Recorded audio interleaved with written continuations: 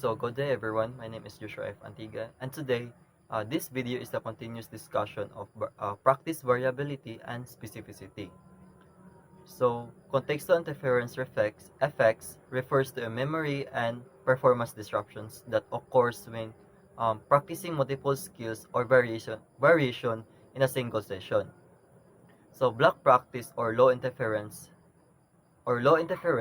it is a practicing one skill repeatedly before moving to another one. So ang example na class ang basketball. Shooting 10 free throws before moving to another drills. Like um let's say for another drills kay ang dribble. Tapos pagkatapos naman sa dribble na po kay ang passing. So like ang first day imong gi-practice na drills or skills kay ang shooting. Pag another day na po kay ang dribbling, pag another day na po kay ang passing. Like tigi-tigi bitan mo class or gitunga-tunga nimo siya. So because block practice, as I mentioned ganiya, practicing one skill repeatedly before moving to another one. So ang random practice naman class or random practice or high interference, it is a mixing different skills in a single session.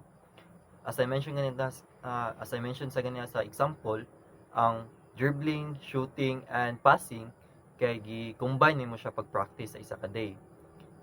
Sabot lang kas. So another examples of block practice and random practice, a basketball player using block practice kay mayo sila sa drills. But when it comes to actual games, kay ga-struggle sila kay it's because kay naigabantay sila na opponent. So ang random practice naman class, it is a ga-struggle sila sa drills, but when it comes to actual games or sa tunod na dula kay mayo sila modula, mayo lang performance. So research findings of Shea and Morgan 1979, it says that block practice leads to a better immediate performance, and random practice results in better long-term retention or skill transfer. Here is another example of research findings of Goody and Magil 1986. So as you can see sa graph or diya sa picture, ang square shape kay ang block practice or low interference. Ang circle shape naman kay ang random practice or high interference. So when it comes to skill retention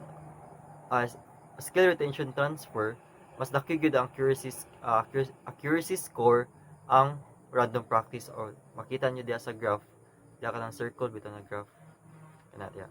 So although ang random practice kay lisod siya, but it can help improves our skill retention over time. Good morning, everyone. I am Elroy Erwin El Guentero, uh, and in continuation of our topic, let me discuss the limits of contextual interference effect. First is motor skill characteristics.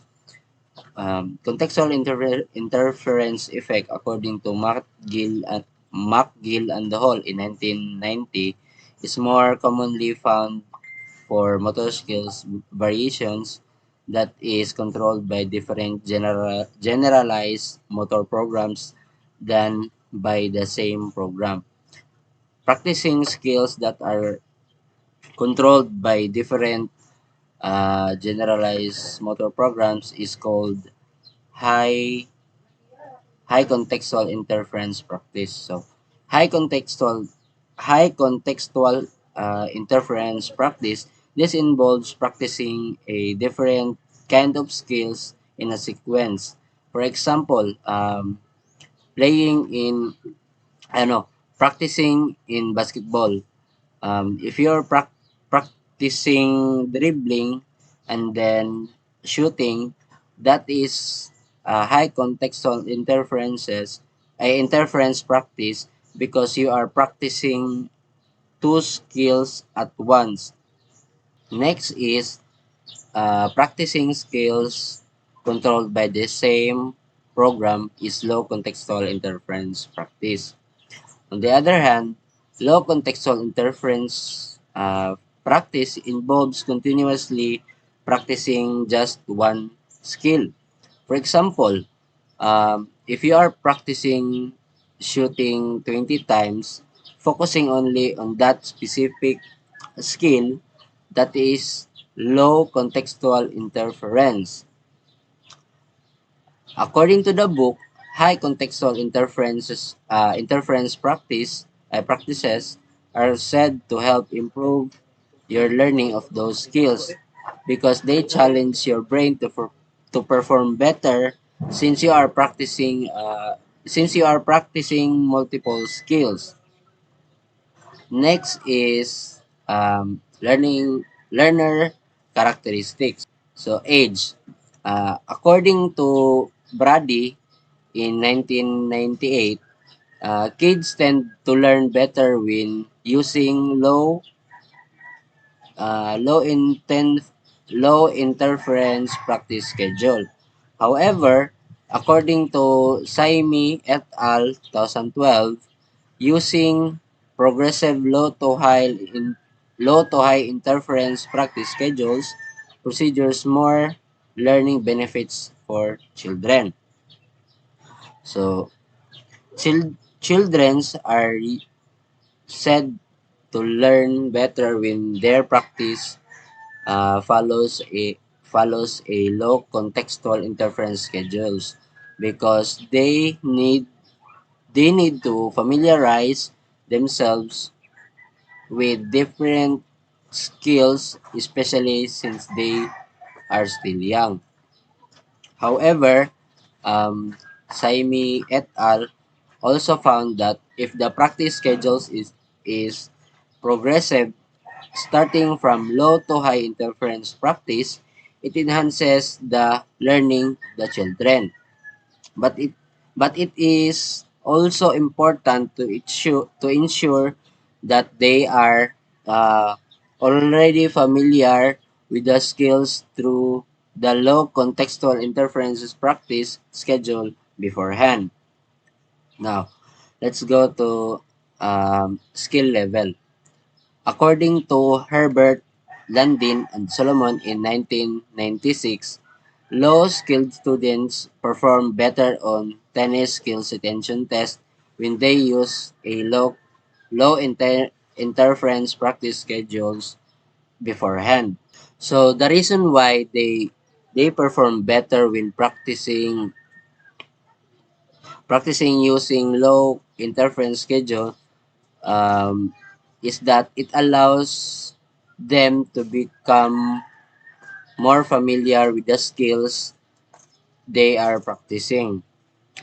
Uh, Meanwhile, for high skill level students, there are no improvements when they use the low contextual interference practice schedule schedule before a retention test because they are already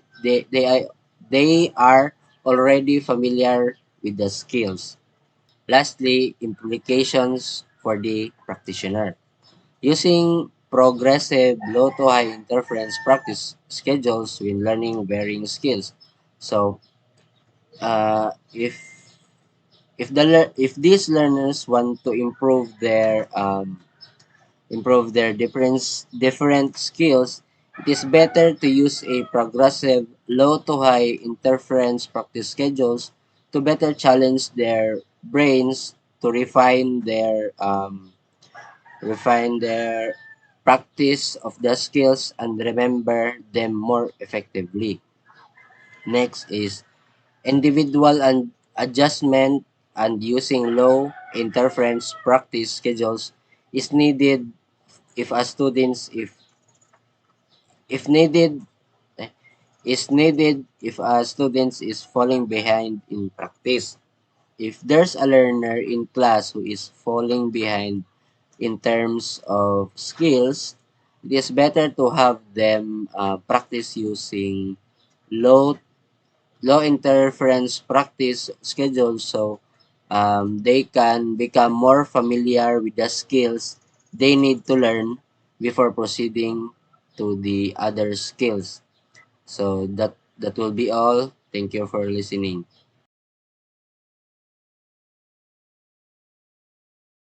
So now we were going to talk about the accounting for contextual interference effect. This topic explains that is the higher levels of contextual interference lead to a poorer practice performance than lower levels while yielding to superior intentions and transfer performance. So why does the contextual interference effects occurs? We have two hypotheses dominant the several account for this effect. One is elaborations hypothesis. The other one, also known as the action plan reconstructions. First, we were going to talk about, or let's dive on to elaborations hypothesis. So, the elaboration hypothesis in 1979 by and Morgan. Morgan's in 1979 experiments demonstrate the contextual interference effect in learning motor skill suggested that the random practice leads to more memory storage retrieval strategy than block practice. So elaboration hypothesis is a random practice forces learners to elaborate one distinctive features of each skills, leading to a stronger memories and a better learning. If you only practice something easy, you will doing during practice, but you might forget it easily later. If you practice with some challenges or mix in, it's harder at first, but you will remember it much better and be able to use a new situation later. The harder practice forces your brain to work harder and learn more effectively.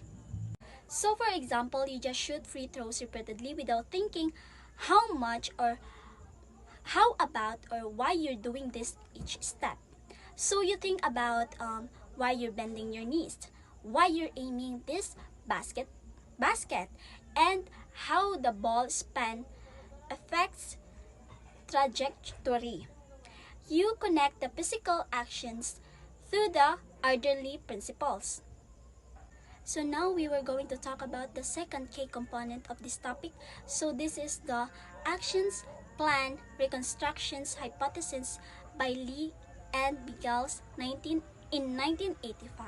So the alternative hypothesis suggested that the contextual interference enhanced learning by encouraging active reconstructions of actions planned for skills and variations during practice skills. So imagine you're playing tennis serve. You repeatedly practice the serve exactly the same way each time following the same step without analyzing and adjusting your technique. So after each serve, you think about what happened. Did you follow through it correctly? What was your thoughts consistent? You mentally reconstruct the actions, identifying what went well and what needs to improve and needs to adjust to your next attempt. So the action plan reconstruction hypothesis suggests that this second approach, actively analyzing and reconstructing the actions after the attempt, so leads to a better learning and more significant improvement to your serve with a simply repeating the same actions without a reflections. Topic is all about the research support both hypotheses, the action plan reconstruction hypothesis and elaboration hypothesis. Much research is needed to determine which of the two hypotheses best accounts for the contextual interference effects. Let's start with research by Brady in 1998 reviewed multiple studies in contextual effect and found out that both hypotheses plays a role in motor learning. The action plan reconstruction hypothesis and elaboration hypothesis provides a complementary explanations for the benefits of the high contextual interference. In his review, it supports the idea that both hypotheses contribute to enhance the retention and skill transfer, making random practice a valuable skill development. Second is Imick and Wright 2001 presented empirical evidence supporting both explanations. Based on the results of the two experiments, they found out that random practice not only promotes a motor programming processing or the action plan reconstruction hypothesis, it also enhanced the strength and quality of the memory representation or learned during in elaboration hypothesis. So this results indicates that rather than competing explanations for the contextual interference effect, the action plan reconstruction hypothesis and the elaboration hypothesis are complementary. Research by Cross, Smith, and Grafton in 2007, they used fMRI to compare brain activity in that practice versus the random practice. This study confirms that random practice strengthens motor learning by engaging multiple brain regions, proving that both hypotheses they work together rather than independently. Another research by Cohen et al. In 2009, these findings highlight the important contribution that preparatory processes make to learning, and they provide indirect support for the action plan reconstruction hypothesis, which maintains that the CI effect or the contextual effect is a function of the more difficult action planning that accompanies random practice. In Lin et al. 2008 and 2010, these findings provide indirect support for the elaboration hypothesis because they reveal the importance of post-trial processing where comparisons with other variations would be made to the contextual interference effect. So this study suggests that specific processing activities learners engage in before and after each practice attempt. Okay? Lee and Wright 2000 examined attention demands in random practice versus black practice by having participants perform in a secondary reaction time task between trials to measure cognitive load. So, random practice requires more cognitive effort as seen in slower times by indicating greater attention demands. In supports with the action plan reconstruction hypothesis, for example, learners spent more time preparing movements, showing frequent motor plan reconstruction.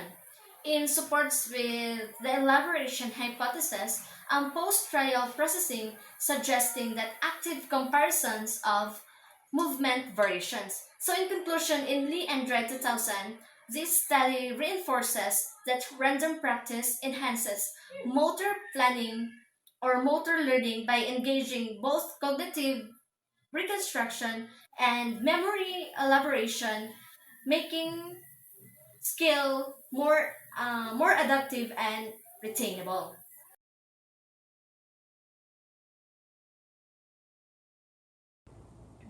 So my topic is all about practice specificity. So the specificity of practice hypothesis is an old idea about how people should learn. It says that how you practice something affects how you will learn it. A long time ago, a researcher named Thorndike said that learning one skill can help with another if the two skills are similar. So, practice specificity. When we say practice specificity, it means that when you want to get better at something, you should practice doing the exact thing or something that is very similar to it. For the one of the example of practice specificity is doing free throw in basketball. So, 'di ba, instead of practicing free throw in an empty gym, you should practice or simulate game conditions that are similar to the real scenarios of doing free throw in basketball. For example is um, like sa kung giingon ka ganina, instead ka mag-practice ka sa empty gym, dapat ka mag-simulate o game conditions nga mag-match sa real situation. Para na mag-practice ka with crowd noise or mag-practice ka with your teammates are watching you or mag-practice ka when you're tired. Kaya diba, kahit tabo ang free throw, mostly is kanang gikapoy na ka kanang tunga-tunga na bitaw sa dula, gikapoy na ka, and of course crowd noise gid siya when pag nana ka sa real situation kay of course naman yung mga kanang tao sa palibot nga mag-cheer sa imo ha. And of course, if mag-practice ka, dapat isa sa imong game condition is ang gakahitabo sa real situation. So, parehas akong game kaganina, mas better mang good nga mag-practice ka nga ang imong game conditions is tuon sa ang real situations kay if ingana imong game conditions, the better you will perform in that real situation. So, mo na siya ang practice specificity. When you want to get better at something, you should do or you should practice doing the exact thing or something that is very similar to it. Because if imong game conditions mag-match siya sa real situation, the better you will perform in that real situation.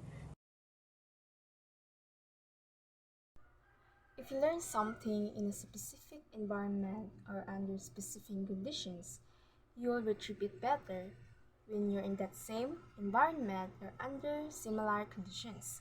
Say, for example, if you study in a quiet place, you'll likely better perform on the test because you're in the similar quiet environment.